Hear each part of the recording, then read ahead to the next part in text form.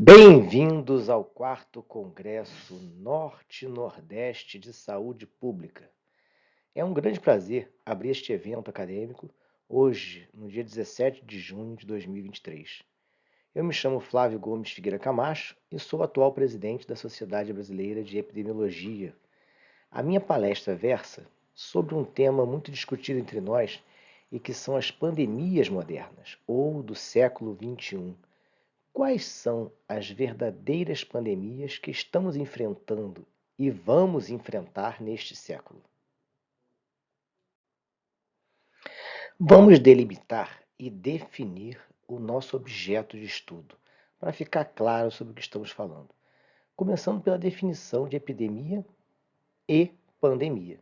De forma muito simples, uma epidemia é quando ocorre um aumento do número de casos de uma doença em várias regiões, mas sem uma escala global. Já uma pandemia é a disseminação mundial de uma doença. Então, pandemias são doenças que estão aumentando em número de casos em escala global e preocupam, pois têm uma letalidade significativa, ou seja, levam à morte muitas pessoas. A medicina tem dois grandes marcos, duas descobertas que mudaram completamente o perfil epidemiológico do mundo. As duas invenções da medicina que mais salvaram vidas no mundo todo foram os antibióticos e as vacinas. Antes da descoberta dos antibióticos, muitas doenças infecciosas eram incuráveis ou resultavam em altas taxas de mortalidade. Com os antibióticos, tornou-se possível tratar infecções, salvando milhões de vidas. As vacinas são substâncias que estimulam o sistema imunológico a reconhecer e combater um determinado patógeno, como vírus ou bactérias. Graças a ela, foi possível, pela primeira vez na história, erradicar completamente uma doença do planeta, que causava muita dor e sofrimento, como é o caso da varíola. E estamos perto de erradicar outra, a poliomielite. E recentemente, graças a ela, pudemos voltar à normalidade, controlando o Covid-19. Nos anos 20, a expectativa de vida da população era de 47 anos apenas. Isso mesmo. E por quê? Se morria muito de doenças infecciosas como a tuberculose, causada pelo Mycobacterium tuberculosis ou bacilo de Koch, sífilis, cujo responsável é o Treponema pallidum, e pneumonia, onde temos vários micro-organismos, como Streptococcus pneumoniae, chamado popularmente de pneumococo, Mycoplasma pneumoniae e Haemophilus influenza. Só para citar alguns.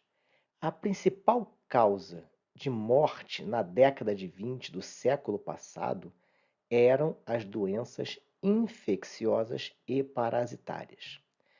Graças às duas descobertas citadas, os antibióticos e as vacinas, essas doenças e causas de morte foram controladas e pararam de matar tanto.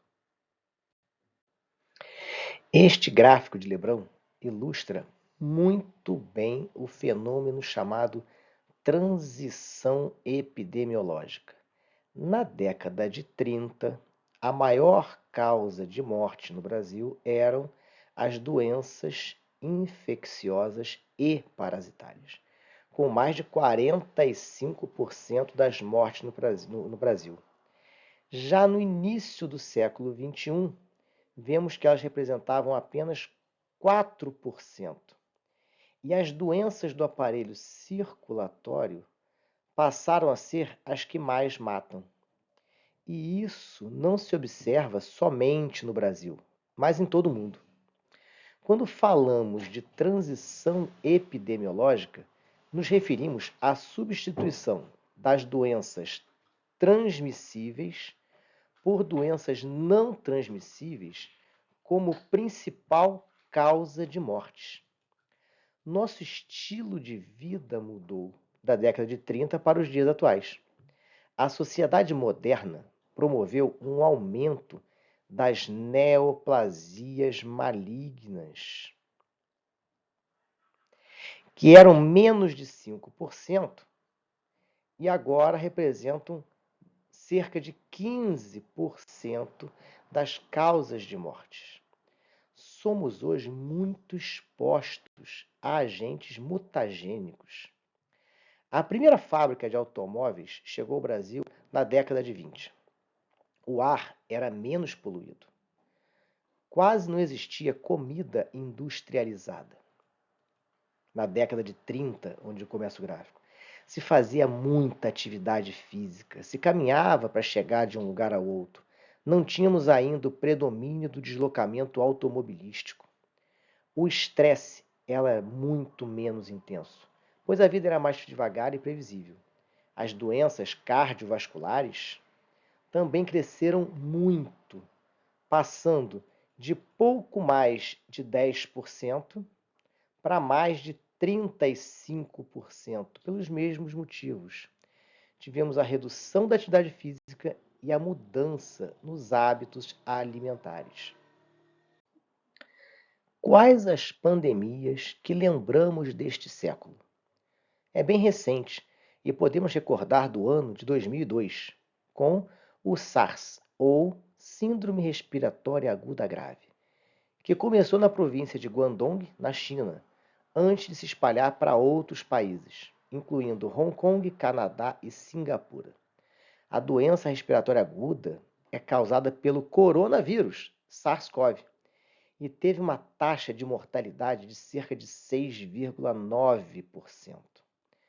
Depois, a pandemia da gripe aviária começou em 2003 na Ásia e envolveu uma cepa do vírus H5N1. A doença é altamente infecciosa em aves e pode ser transmitida para seres humanos, onde pode causar uma doença grave, incluindo pneumonia e falência múltipla de órgãos. A pandemia da gripe suína, causada pelo vírus H1N1, começou em 2009 no México e se espalhou rapidamente pelo mundo. A doença resultou em uma grande quantidade de mortos em todo o mundo. A Organização Mundial de Saúde declarou pandemia global em junho daquele ano.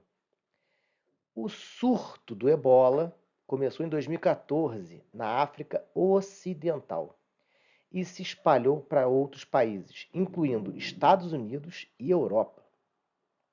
Essa doença é altamente contagiosa e pode ser fatal em muitos casos.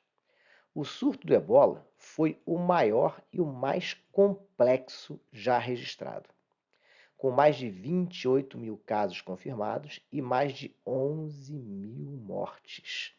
Ou seja, matava quase 50% dos infectados. E por último, o Covid-19, que foi a mais recente de todas. Agora, o que todos esses têm em comum? São doenças infecciosas e transmissíveis. E que tiveram grande cobertura da mídia, que deu grande destaque para essas pandemias. Mas eu não falei que as doenças infecciosas representam uma fração muito pequena das causas de morte graças à chegada das vacinas e dos antibióticos? Vejamos no Brasil. Se consultarmos os dados da Organização Mundial de Saúde e buscarmos a mortalidade por todas as causas, para todas as faixas etárias de idade, com todos os sexos, no Brasil, para o ano de 2020, vamos descobrir que, segundo a Organização Mundial de Saúde, morreram 1.556.000 pessoas no Brasil. Agora, segundo a mesma Organização Mundial de Saúde, Quando a gente filtra as causas de morte por doenças infecciosas e parasitárias, verificamos que no Brasil, no ano 2020, envolvendo todas as idades e todos os sexos, só morreram 55 mil pessoas. Se colocarmos esses dados em um gráfico, verificamos que no ano de 2020, do total de mortes no Brasil, 1.556.000, apenas 55 mil foram causadas por doenças infecciosas e parasitárias, ou seja, 3,5%. E não posso deixar de lembrar que o ano de 2020 foi o ano do Covid, que é uma doença infecciosa e que matou muita gente. Se essas doenças matam tão pouco, por que tem tanta cobertura da mídia? Pois o ser humano quer sempre achar um culpado e não quer assumir a responsabilidade. A culpa é do patógeno, ele causa a doença, quando na realidade, hoje, a maior causa de mortes somos nós mesmos. Nós somos os responsáveis diretos. É fácil culpar os outros. Temos por natureza buscar um responsável por tudo. Por isso culpamos os micro-organismos pelas nossas doenças e mortes. É difícil assumir que a culpa da maior parte das mortes é nossa. Segundo a Organização Mundial de Saúde, a cardiopatia isquêmica é a maior causa de mortes no mundo hoje e a que mais cresceu em percentual. Saltamos de 2 milhões de mortes em 2020 para 8,9 milhões em 2019. No Brasil, também é a maior causa de mortes entre a população. A cardiopatia isquêmica é um problema grave de saúde desencadeado pela obstrução dos vasos que levam sangue para o coração. Seus principais fatores de risco são diabetes, obesidade, hipertensão, colesterol alto e sedentarismo. A segunda maior causa de mortes, também segundo a Organização Mundial de Saúde, é o acidente vascular cerebral, tanto no Brasil quanto no mundo. O acidente vascular cerebral, AVC, também conhecido como acidente vascular encefálico ou derrame, é um problema que pode ser classificado em dois tipos: o isquêmico e o hemorrágico. No isquêmico, da mesma forma que a cardiopatia isquêmica é desencadeado pela obstrução dos vasos que levam sangue para o cérebro e tem os mesmos fatores de risco: diabetes, obesidade, hipertensão. Já o AVC hemorrágico ocorre quando há rompimento de um vaso cerebral, provocando hemorragia. Essa hemorragia pode acontecer dentro do tecido cerebral ou na superfície entre o cérebro e a meninge, e é responsável por 15% de todos os casos de AVC, mas pode causar a morte com mais frequência que o AVC isquêmico. O AVC hemorrágico tem como causa principalmente a pressão alta descontrolada e tem os mesmos fatores de risco da isquêmica. Só no Brasil, entre o ano de 2000 e o ano de 2019, tivemos um aumento de 19%, cerca de 1% ao ano. Falei de causas de morte, não de doenças. A cardiopatia isquêmica e o acidente vascular cerebral são causas de morte. Mas quais as doenças que levam a isso? A principal causa é a aterosclerose, que é causada por lesão repetida nas paredes das artérias. onde acumula-se gordura nas paredes, provocando um entupimento da artéria.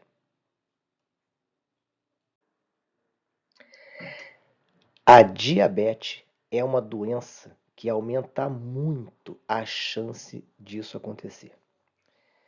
Primeiro, pela resistência à insulina. A resistência à insulina é uma característica comum da diabetes do tipo 2, na qual as células não respondem adequadamente à insulina, resultando em altos níveis de glicose no sangue. A resistência à insulina também está associada a alterações nos lipídios, ou gorduras, no sangue, como níveis elevados de triglicerídeos e baixos níveis de colesterol HDL, ou chamado colesterol bom. Essas alterações aumentam o risco de aterosclerose. A hiperglicemia crônica, níveis elevados de glicose no sangue, comum em pessoas com diabetes mal controlada, também podem danificar as células que revestem as paredes das artérias. E isso pode levar à inflamação crônica e à formação de placas ateroscleróticas. Terceiro, disfunção endotelial. A diabetes também pode causar disfunção endotelial, afetando a camada interna das artérias ou endotélio. O endotélio é responsável pela regulação do fluxo sanguíneo e pela produção de substâncias vasodilatadoras e antitrombolíticas.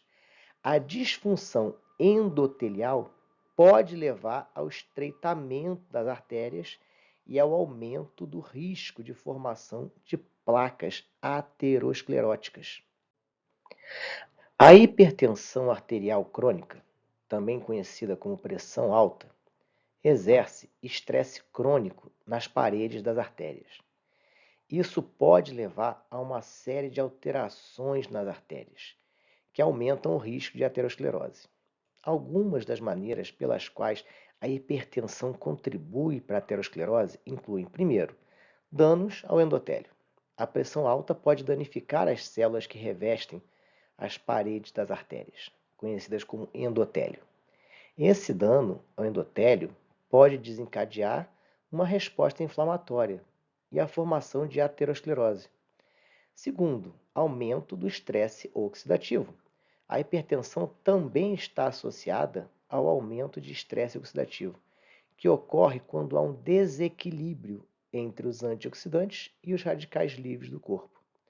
O estresse oxidativo pode danificar as células e contribuir para a formação de placas ateroscleróticas. Terceiro, aumento do depósito de lipídios. A pressão alta pode levar a um acúmulo de lipídios, gorduras, nas paredes arteriais, aumentando a formação dessas placas ateroscleróticas.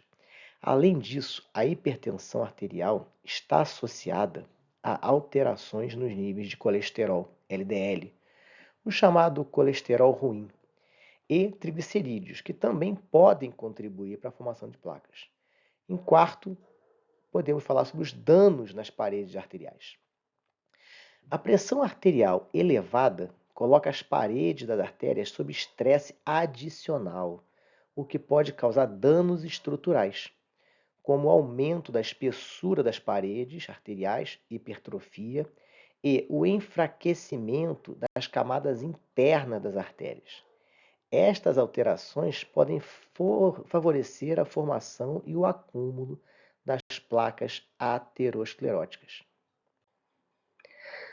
Sim, a obesidade é um fator de risco muito importante para o desenvolvimento da aterosclerose. A obesidade está associada a vários mecanismos que aumentam o risco de aterosclerose, incluindo, primeiro, a dislipidemia. A obesidade está frequentemente associada a distúrbios no metabolismo lipídico, como níveis elevados de triglicerídeos e colesterol LDL, o colesterol ruim, e níveis reduzidos de colesterol HDL, que é o chamado colesterol bom. Essas alterações lipídicas favorecem o acúmulo de placas de gordura na parede das artérias. Segundo, ela também gera resistência à insulina. A obesidade está relacionada à resistência à insulina, que é uma condição em que as células não respondem adequadamente à ação da insulina. A resistência à insulina pode levar a níveis elevados de glicose no sangue, bem como alterações no metabolismo lipídico. Ambas as condições aumentam o risco de aterosclerose. Terceiro, inflamação crônica. A obesidade está associada a um estado de inflamação crônica de baixo grau no organismo. A inflamação crônica pode danificar as paredes das artérias, desencadeando respostas inflamatórias que contribuem para a formação e progresso da aterosclerose. Disfunção endotelial. A obesidade também pode levar à disfunção do endotélio, a camada interna das artérias. A disfunção endotelial prejudica a capacidade do endotélio de regular o fluxo sanguíneo e manter as artérias saudáveis, facilitando mais uma vez o processo de formação de placas ateroscleróticas. Resumindo, as duas maiores causas de morte no Brasil e no mundo são cardiopatia isquêmica e acidente vascular cerebral. E as principais doenças que nos levam a isso são diabetes, hipertensão arterial e obesidade. Elas sendo combatidas e minimizadas, vão ter um enorme impacto na mortalidade, maior do que qualquer outra ação. Em artigo de 2005, a Associação Americana de Saúde Pública já alertava sobre a epidemia de diabetes. O Jornal Internacional de Ciências de Saúde, em seu artigo de 2007, também alertava que a diabetes está se tornando a maior epidemia do século XXI. Nas palavras do autor, o diabetes é um importante problema de saúde pública que está se aproximando de proporções epidêmicas em todo o mundo. A Associação Americana de Diabetes tem um artigo onde cita a epidemia global de diabetes do tipo 2 e afirma que é uma pandemia.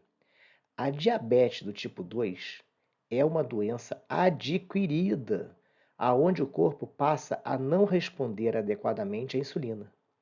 Sua principal causa são os hábitos alimentares e a obesidade. O surgimento do diabetes tipo 2 como uma pandemia global é um dos maiores desafios para a saúde humana do século XXI. Há muito considerado uma doença dos ricos países ocidentais, da Europa e América do Norte. Hoje, a diabetes do tipo 2 já se espalhou por todos os cantos do mundo. De fato, agora há mais pessoas com diabetes residindo nas economias emergentes do que nas nações industrializadas. Um artigo de 2006 da Revista Canadense de Cardiologia já reconhecia uma epidemia mundial de hipertensão. A Organização Mundial de Saúde tem uma página dedicada exclusivamente a esta doença. E, segundo ela, estima-se que 46% dos adultos com hipertensão não sabem que têm a doença. Menos da metade dos adultos, 42%, com hipertensão são diagnosticados e tratados. Só aproximadamente 1 em cada 5 adultos, 21%, com hipertensão está sob controle. A hipertensão é uma das principais causas de morte prematura em todo o mundo. No Brasil, segundo dados do Vigitel do Ministério da Saúde, em 2019, tínhamos no Brasil 24,5% de hipertensos na população, um quarto da população. Em 2020, passamos para 25,2%, um aumento de 0,7%. E em 2021, passamos para 26,3%, ou seja, um acréscimo de 1,1 pontos percentuais. Esta doença cresce no Brasil e no mundo, se alastrando por todo o planeta. A Organização Mundial de Saúde também reconhece que temos uma epidemia global de obesidade e afirma que é um dos problemas de saúde mais negligenciados. A obesidade mundial quase triplicou desde 75. 39% dos adultos com 18 anos ou mais estavam acima do peso em 2016 e 13% eram obesos. A maior parte da população mundial vive em países onde o sobrepeso e a obesidade matam mais do que o baixo peso. Segundo o dado do CISVAN, do Ministério da Saúde, em 2012, tínhamos no Brasil 19,93% de obesos. Em 2017, 5 anos depois, passamos para 25,98%. Em 2022, chegamos a 31,88%, um aumento de 6% a cada 5 anos, pouco mais de 1% ao ano. O mais alarmante é que só consideramos obesos aqueles com índice de massa corporal maior do que 30. Em 2022, por exemplo, o sobrepeso, índice de massa corporal maior do que 25, era de 34,64%. Isso quer dizer que da nossa população, apenas 31% estão com peso adequado.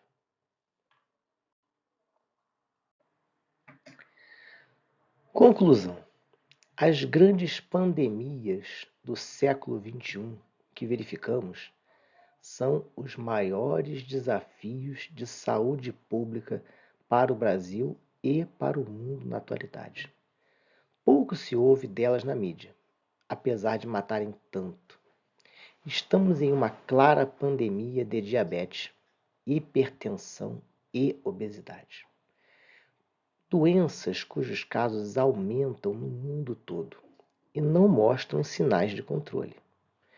A maior parte das mortes no mundo hoje tem nestas enfermidades sua origem. E o grande problema é que a causa não é um patógeno a ser destruído e combatido. A causa somos nós mesmos, nossos hábitos e estilos de vida. Deixo aqui meus contatos, e-mail flavio.camacho@sbep.org.br e o WhatsApp, meu número de Portugal, por isso o mais 351. E as portas da Sociedade Brasileira de Epidemiologia estão abertas a todos com interesse neste fascinante e importantíssimo tema. Obrigado.